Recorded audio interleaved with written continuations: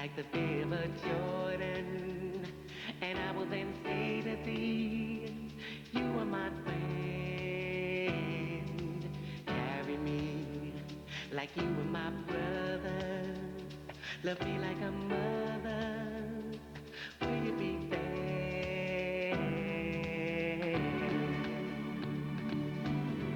Yeah. Neil from Kids on Location. Nice to meet you. Both of us think it's nice. And here with us is Catherine Harrison, Caitlin Gutman, Matt Cardy, Kelly C., Sarah Brennan, and also with us today is our headphones person Taylor and our camera person Austin. And we have some questions to ask you. What is your job?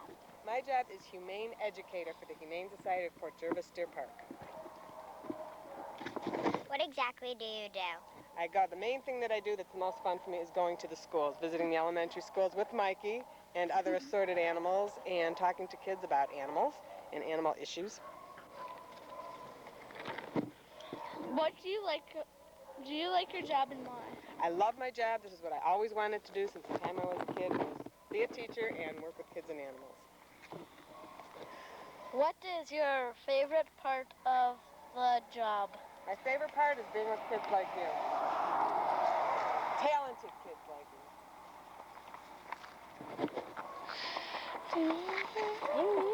What? You have a good editor. Amy! What? It's not my turn. What is your favorite animal? My favorite, I don't want to say it in front of Mikey.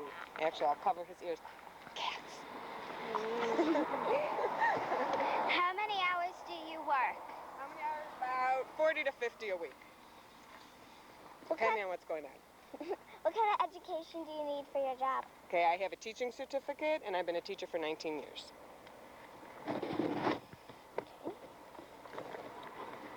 How many people work here?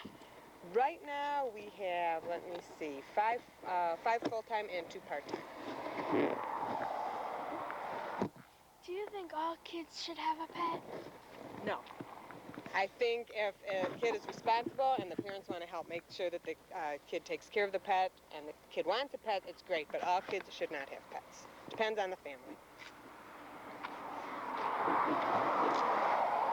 What would happen if I wanted to get a pet now? If you want to get a pet today, well, you can come in, see what you like, and then bring your parents back. And then there's an application to fill out. You have to wait for 24 hours. If everything checks out on your application and you're still interested, then you can take home the pet.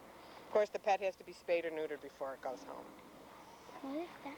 What does that mean? Good question. That means they're going to get an operation so that they don't have puppies and kittens that nobody would want, that nobody would be able to give a home to. So everything is done before it leaves the shelter so that we don't have to worry about finding homes for other unwanted guys. It doesn't hurt them, and they live a longer, healthier life once they're spayed or neutered. So we take care of that for you.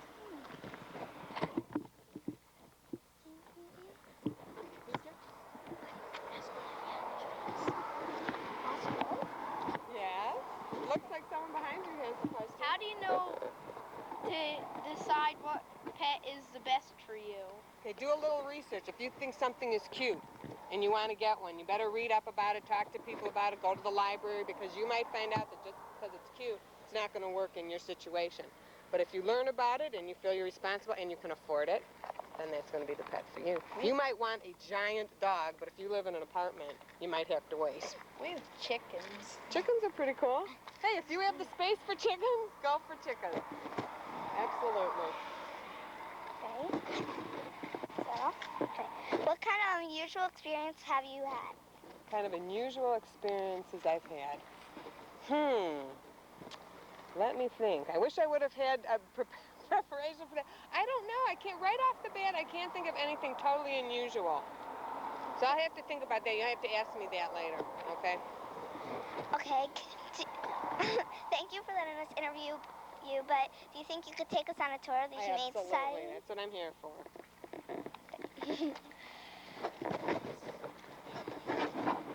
We're in the front office of the Humane Society, and what do you really do here? In here, this is where people come in when they want to visit, and if they want to adopt an animal, they come right up to this counter, they get the forms that they need to fill out, and if they want to bring in an animal, this is where they come first. And they have to fill out forms before they drop it. Are you busy a lot? Very busy. As a matter of fact, it's and the phone starts ringing right away. The gates are being opened, and pretty soon people will start coming into a dot. And there's one of our shelter staff. There's Debbie. You'll be seeing Debbie as we go around. She's going to be answering the phone right now. Okay, so did you want to move on to the envelope? I had a feeling you would. Sounds good. Okay. Honey, hold on to it. We're here early, so they're still cleaning the dog section with hoses and stuff. Excuse me.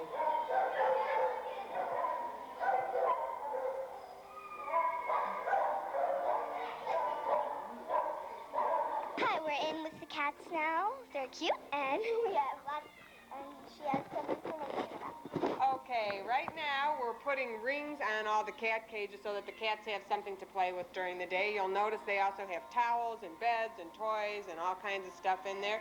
Keep them occupied during the day. If you wanted to focus on, actually maybe I could just close it out.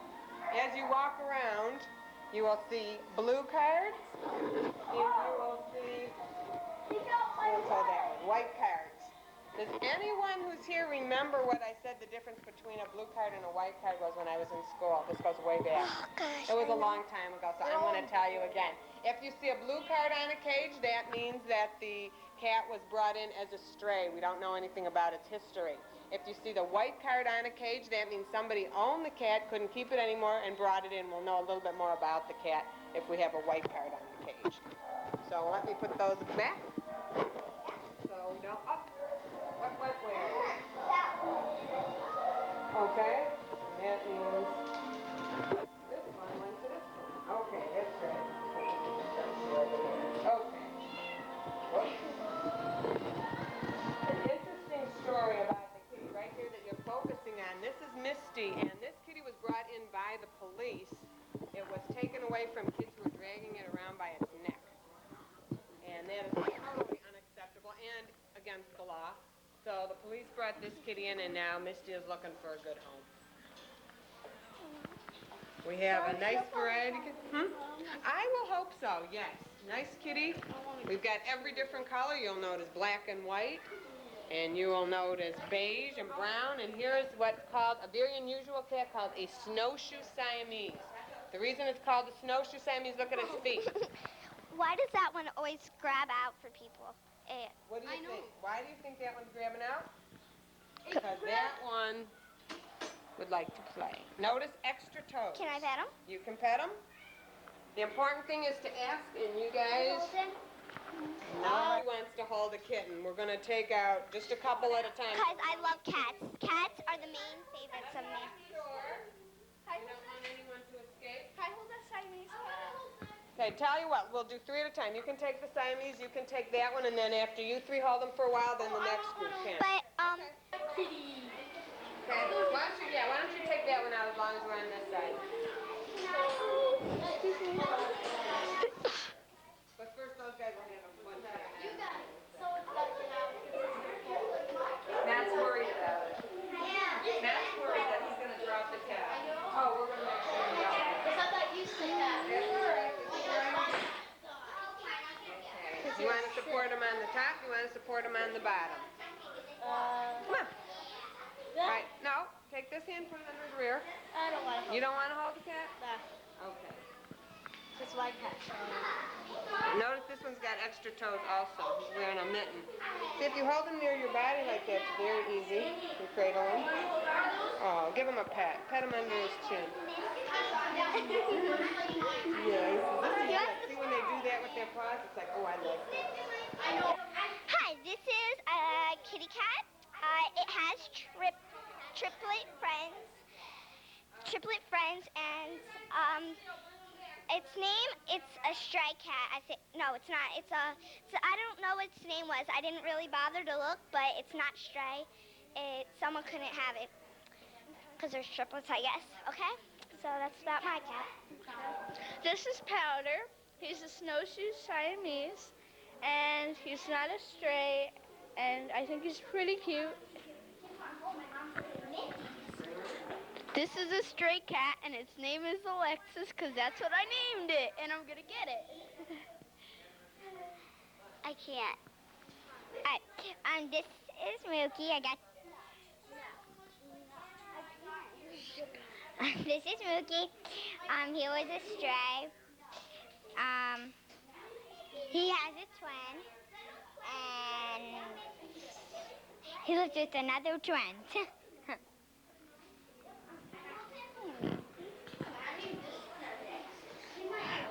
This is Mickey, and he's a very cute cat. I like him a lot.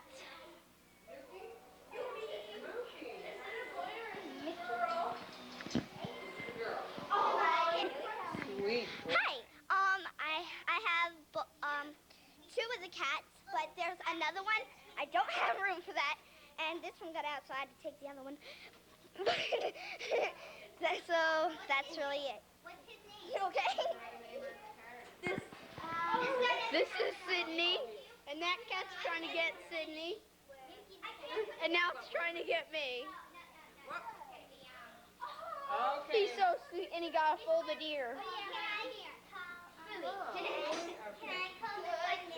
This is a cat, and I don't know his name. I guess he doesn't have one. My name is Catherine Harrison, and I'm holding a cat that doesn't have a name. I think he's very cute.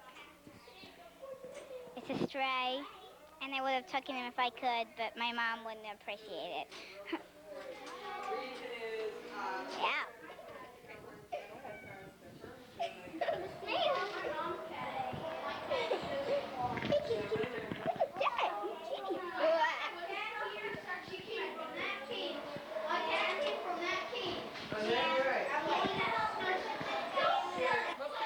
Soon we're gonna be going into the dog section.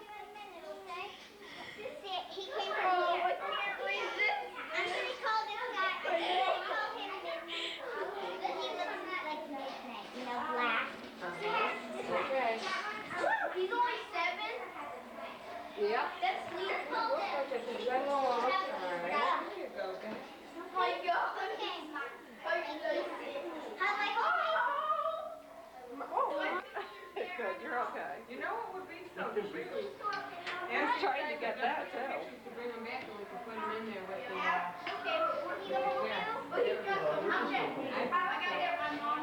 hope so. He's a good cat. My mom is like say I can get any cat I want. We need to put your cats back, guys. We have to go on to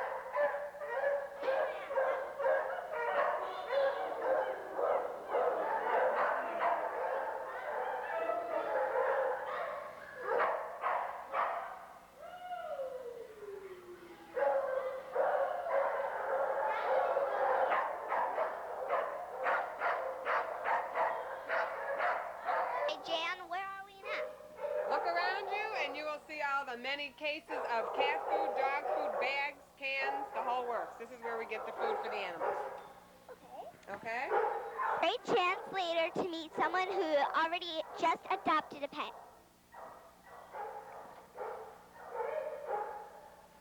Ew, It's like on a talk show. Somebody must have. Are you guys ready? Hi, I'm Amy O'Neill from Kids on Location. Okay. Hi, I'm Amy O'Neill from Kids on Location. How you doing, Amy? Good. And with me here is Kelly C. Taylor Crawford, Caitlin Gutman, Catherine Harrison. Sarah Bennett, and also with us today is our camera person, Austin, and our headphones person, Matt. Thank you. And now we have some questions for you. What exactly do you do? Well, there's a lot of things I do. One thing is to make sure everybody has a dog license, but go around and pick up dogs that are running at large. But also I have to answer injured animal calls. I have to answer vicious animal calls.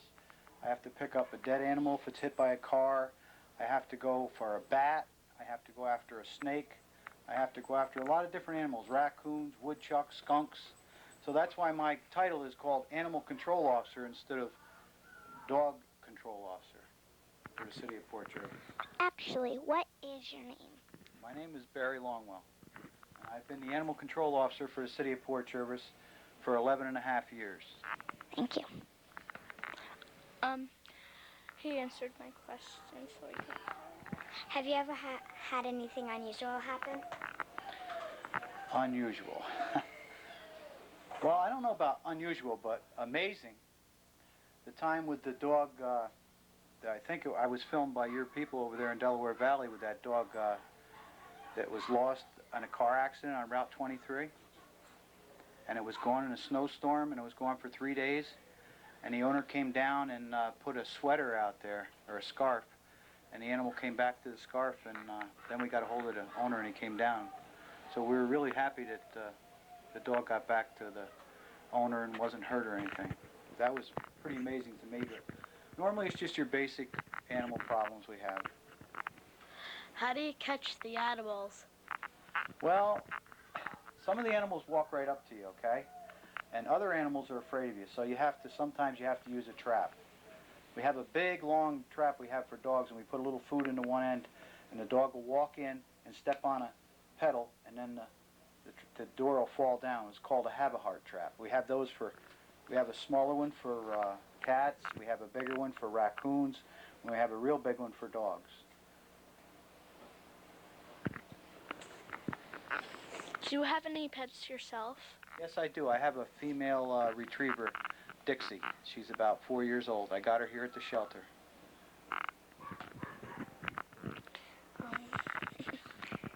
Has anything funny ever happened? Oh, once in a while. I've had a person tell me that she had a raccoon in her backyard. So I started to try to catch it with a trap with cat food, because raccoons like the smell of cat food. And after the third day, I got a cat out of there, and I never got a raccoon. So she called the sergeant back at the police department and said, he's got to come up and try to get this woodchuck.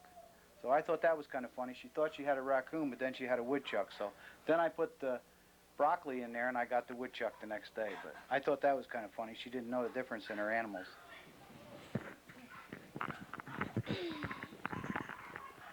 Do you like your job?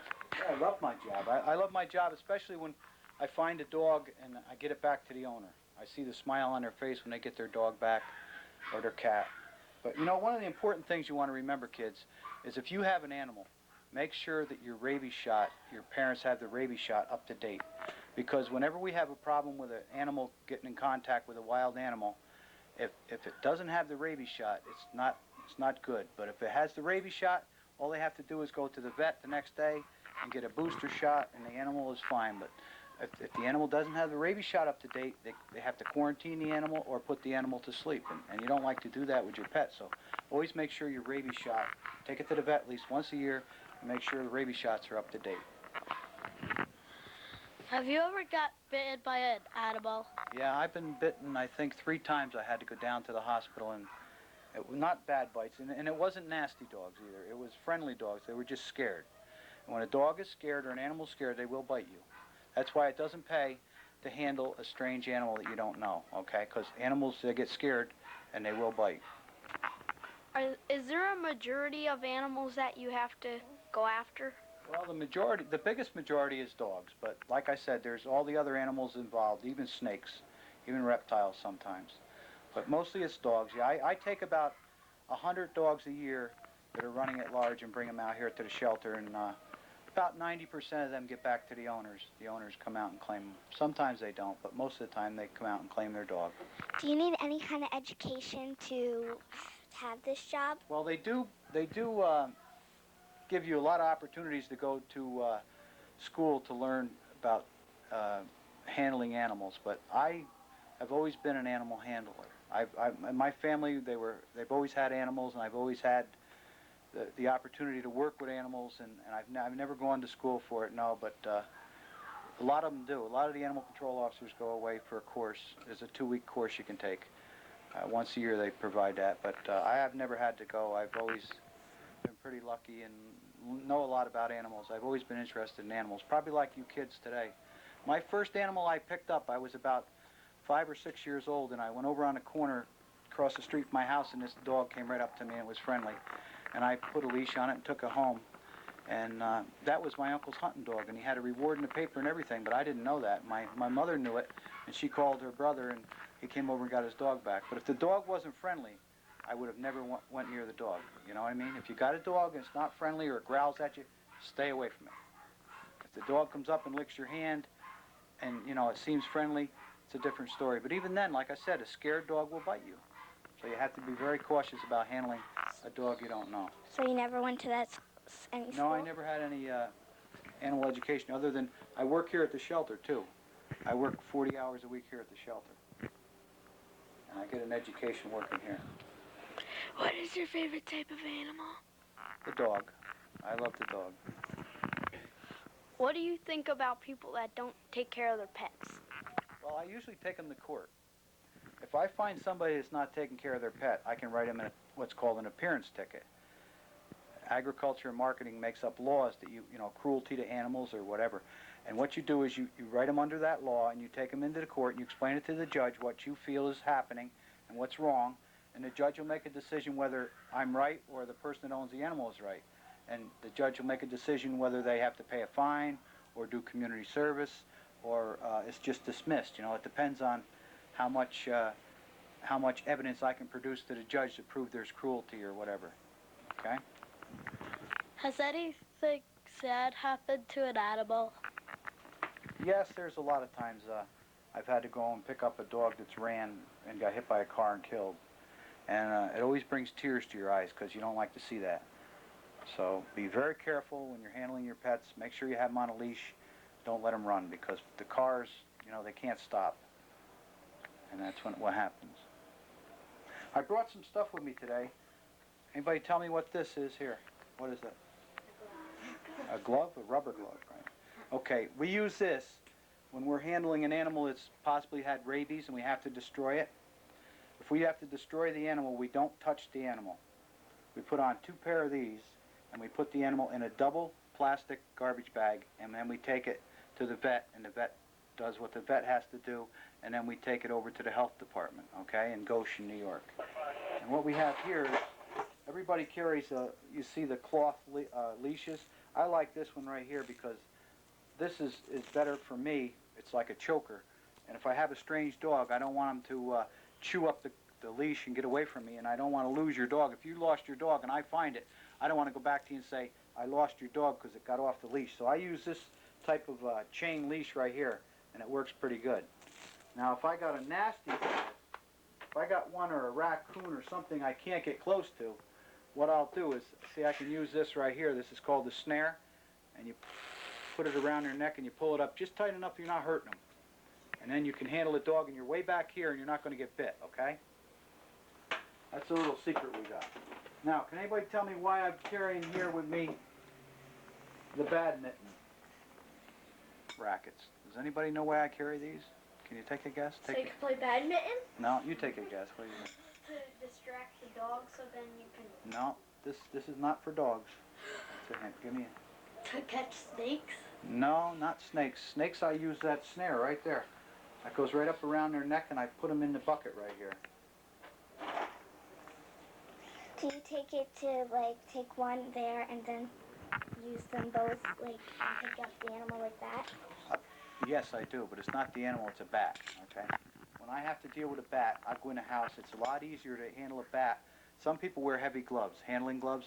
I'd rather take the bat and get it between there, and I take it over and I put it in the bucket and put the top on the bucket. I got some holes in the bucket so they can breathe. And I'll take them, and if they haven't bitten anybody, then I'll take them out and I'll let them release them. If they've bitten someone, I can't release them. Then they have to be destroyed and they have to be tested for rabies, okay? But if they haven't bitten anybody, I'll get them like this and trap them between the two and carry them over and put them in the bucket and take them outside and release them. Because I've seen some people do that before, so I had an idea. Yeah, that's what we use that for. Of course, we have the bucket. We put in the bucket, I put a squirrel in there and transported it to the woods. I put snakes in there and transported them to the woods. A bat. I use the bucket, comes in pretty handy because they can't get out of there and yet they can breathe in there. Because some things can get right out of a cage like that there, you know, that carrying cage. So I like this bucket because they can't get out of it. Especially snakes. Yeah. Yeah. What kind of snakes do you deal with? Well, I've dealt with a copperhead and black snakes and usually garter snakes. But once in a while, no, not in the city of Port Jervis. Once in a while, we do get a copperhead. Because they go to the quarry and they dig up the stone, they put it on the back of the big trucks. When they come around a turn in Port Jervis, sometimes the stone falls off the truck. And that snake might be on the top of the load and it falls off. That's how we usually get a copperhead in Port Jervis, in the city limits. Well, one just escaped. Somehow they found one. I don't know how that got there. I'm thinking that it got there because they were doing some heavy construction downtown. And I think it came over from a load of a stone that came in, I believe.